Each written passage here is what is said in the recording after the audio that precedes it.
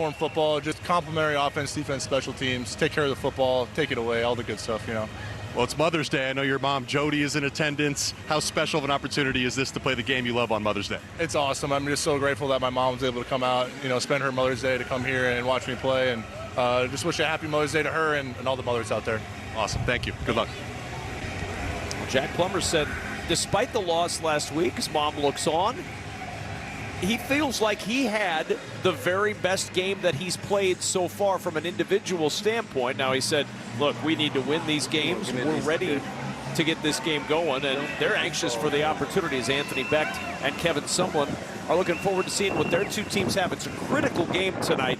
Houston trying to get back into the mix for that playoff spot, and Orlando trying to move into a position to be atop the league standings and have a potential to host a playoff game as we come down the stretch of the UFL season. It'll be Orlando ball, and the kickoff toward the sideline. And looking for room is Roland across the 25, got a block. Roland on the move across the 40 and down to the 43-yard line. A good field position to start for Jack Plummer, who's thrown for over 1,300 yards this year. And the one thing he has done very well is he has not put himself into trouble by throwing picks, only one pick all season. Yeah, it's been really cool to watch his development throughout this season. He's been a special quarterback in this league, and as long as they can get those center quarterback exchanges together, last week was his best game of the season.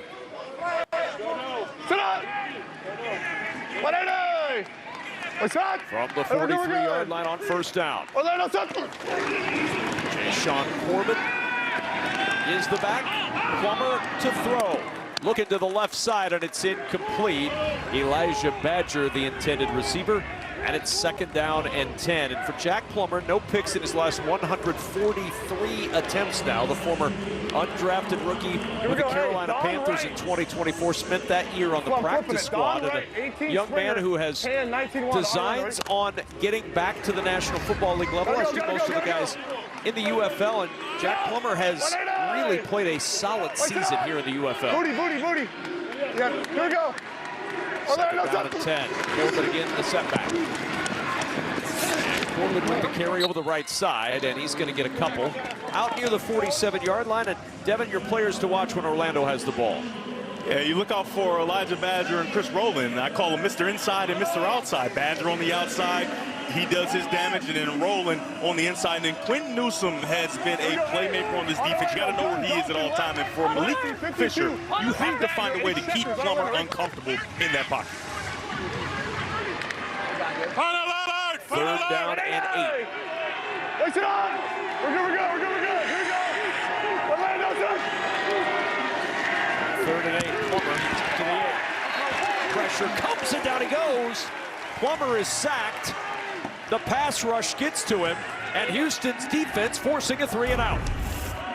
Yeah, and this is how you make him uncomfortable. It's a party at the quarterback. They keep him contained because he's shown a propensity to be able to get outside the pocket, use his legs. They collapse down on him, and there is nowhere to go for Plummer. Kenny Dyson now 2.5 sacks on the season, and they'll punt it away. 4th and 15, the 3-and-out pitched by that Houston defense. Good start for them as Jack Browning with the punt. Fair catch called for, can't make the play, and it'll bounce inside the 10 at the 5. And it's Houston with a first down. Yeah, this is a huge mistake, Kevin. First call on the fair catch, and then catching it on the 1-yard line. That is not what Houston wants, especially with Deckers finally getting another opportunity after coming off of injury. This is the black zone now, Kevin. The goal truly is to get 2 first downs, and you win the drill, because then you can punt the football away and flip the field. Hunter Deckers is looking for more, though. Hunter Deckers, 275 yards in 2 games. He's battled injury all season long, and from his own 2, he starts 1st and 10. Not ideal in your first game back. Hey, Ron Wanda. Same Ron Wanda. Right, it's hot. No Kirk Barrett running back tonight. Marcus Yarns gets the carry on first down, just trying to burrow his way out, and he pops free across the 5-yard line. Devin, your players to watch with Houston on offense. Yeah, and this type of offense, it's an RPO-style offense. Jalen White and Justin Hall, that's the running back and the inside receiver. You got to make sure those guys have a day. And then Devontae Beckett, he is back and back to form of last year. He led the UFL in tackles, and he's playing really well. And Nate Brooks, he's got to be good today as well. Second down and 7. Again to the ground with Yarns, and Yarns out near the 8-yard line sets up third down for Houston.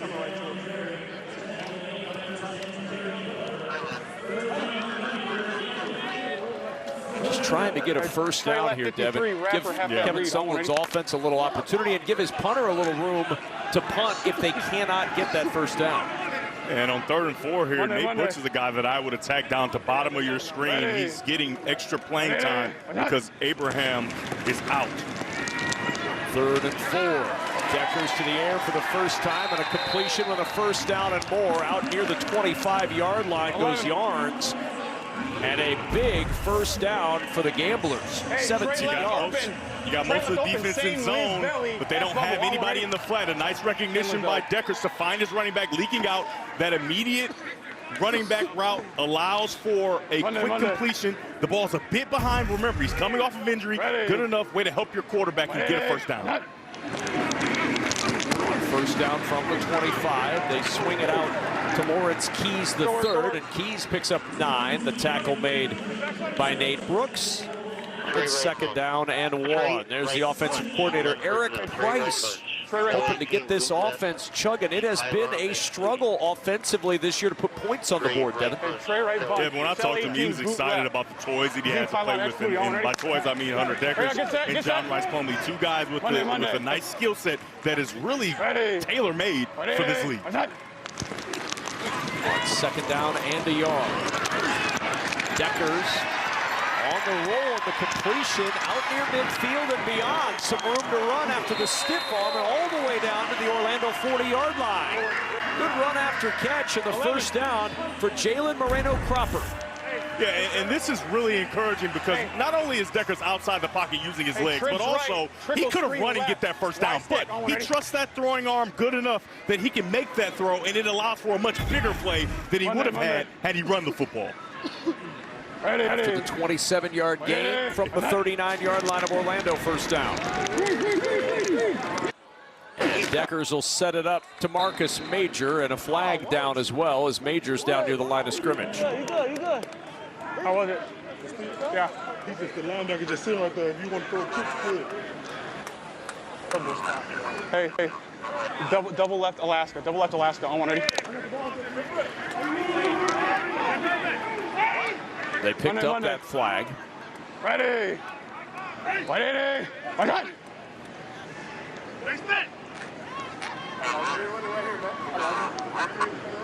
What? Hey, rip belly. What? Rip belly, what? Well, I'm saying you were the weak coach. Hey, here you go. Friday time. So second down after they pick up the flag. And the handoff up the middle, not much there.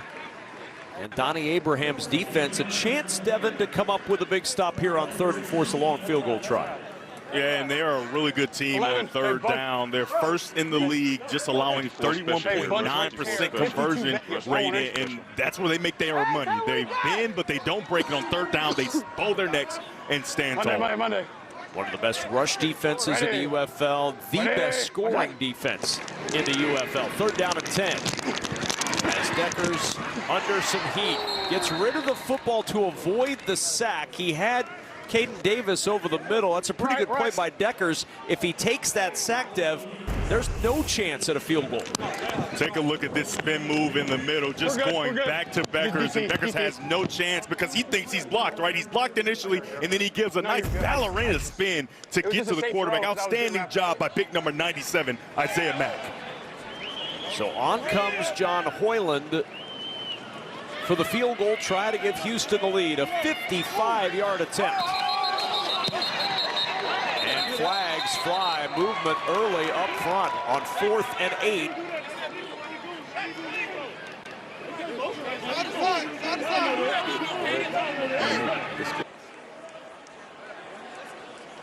You can't do that. False start. Offense, 5-yard penalty. Still 4th down. So back it up 5 more. It becomes 4th and 13, but the critical question is this. Does it move to an official 60-yard field goal try? If it does, it becomes a 4-point attempt for the Houston Gamblers. Waiting on the official distance, and it looks like they're going to spot it right at midfield, so this will be a try for 4 points. Hoyland's long is 59. This is from 60. This would be worth 4 if he makes it. Kevin, could the undisciplined nature of your front 7 give you an extra point? We're about to find out. On 4th down and 13, the 60-yard field goal try is wide right, no good. And Houston comes up empty. And what that means is Orlando. And then my aunt, who's kind of like my mom as well. And happy Mother's Day, not only to the mothers that birth children, but the ones who take responsibility and become a mother figure for those they didn't birth. Well said. Congrats to your 8th grade teacher for making it possible for you to say those words. See, that's what moms do. Even on a hot night where you're exhausted, they hold the fan on you and keep you cool so you can watch a football game on Mother's Day night. Because what mom doesn't want to watch some ball? I know my mom is watching, my wife is watching, the mom of my 2 children, and happy Mother's Day to them. My godmom, Sonia Thomas, she's watching. Hey, Mom. Hand off to Jayshon Corbin and a 1st down to the 35 as we go down to Jake Butt. Yeah, guys, talk about a home field advantage here. It's about 90 degrees down here in Houston, and it's extremely humid. Now, if you notice, the Gambler sideline is covered in shade. Meanwhile, Orlando's sideline is just out in the open sun. The sun's staring right at them. I've walked back and forth, and I would estimate it's about a 20 to 30 degrees difference in temperature down here in the shade on the Gambler sideline. We'll see if they can take advantage of that with more sustained drives. Which is where all of Jake Butt's reports will originate from on the shady sideline tonight. Hope you didn't expect to hear much about Orlando. High toss, caught, yanked down inside the 5 and dragging defenders into the end zone. Elijah Badger taking Damon Arnett for a ride for 6.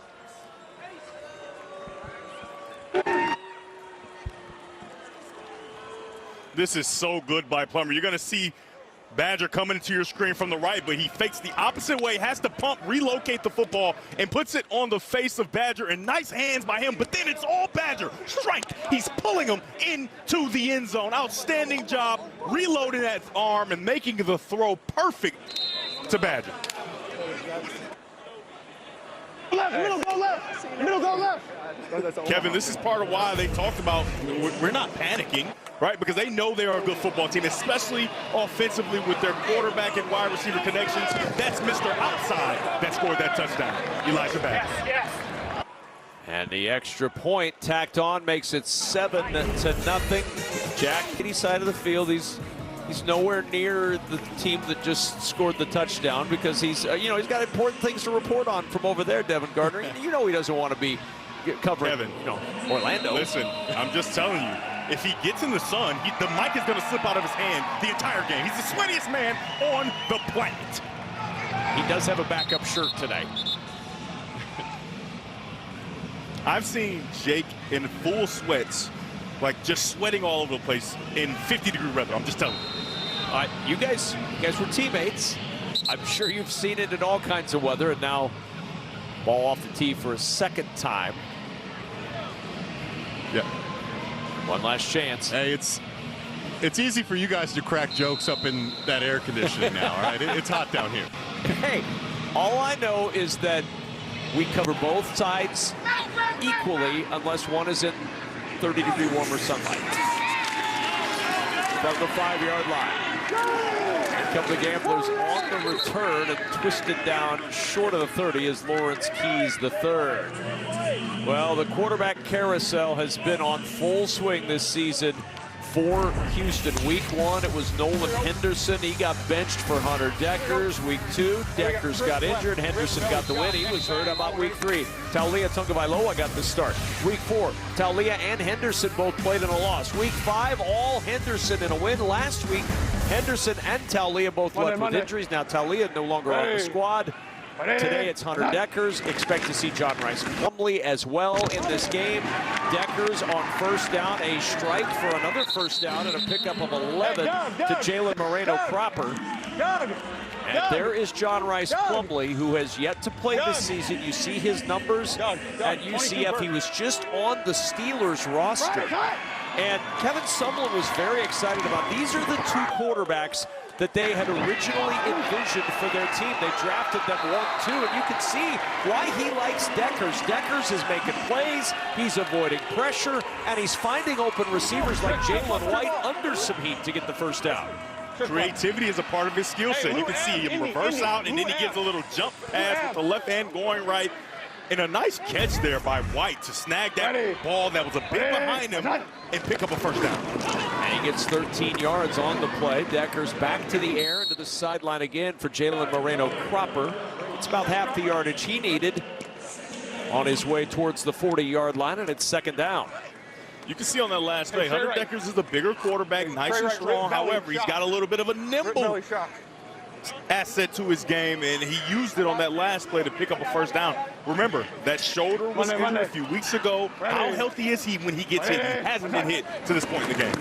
Well, he couldn't come in last week when they needed their third quarterback with that shoulder, and a burst up the middle for a first down for Marcus Yarns. And Kevin Sumlin told us this week, he said, this week the original plan is back in place. We drafted these guys 1 and 2. We've got two healthy quarterbacks that haven't really had a lot of time on task in the system. Deckers has been here, but he hasn't had a lot of time to practice because of the injuries. And an incomplete pass, just his second of the evening. And it's 2nd and 10, and Eric Price with a call. Pass rip one to Z Flutie Sting. Z to flood left stack. Pass rip one to Z Flutie Sting. Pistol. From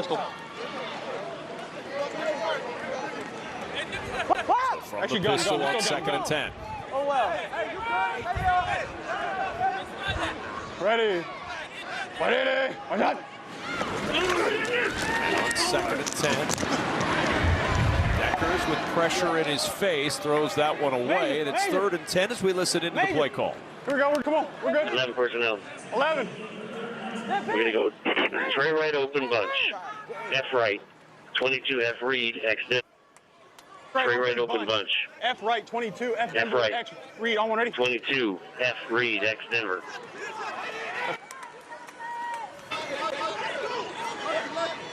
Monday. Ready. Watch out.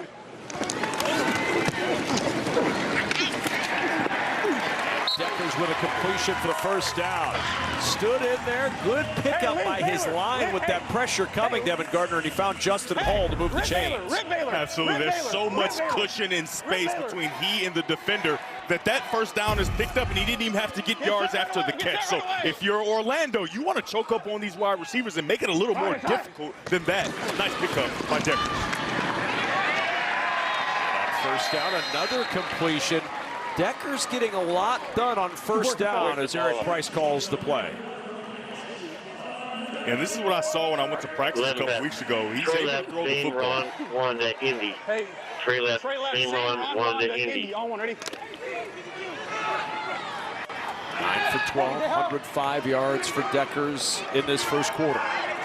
Down 7-0, but on the move. 9th play of the drive. And a timeout. I believe Orlando only had 10 men on the field. Orlando has called their first charge timeout.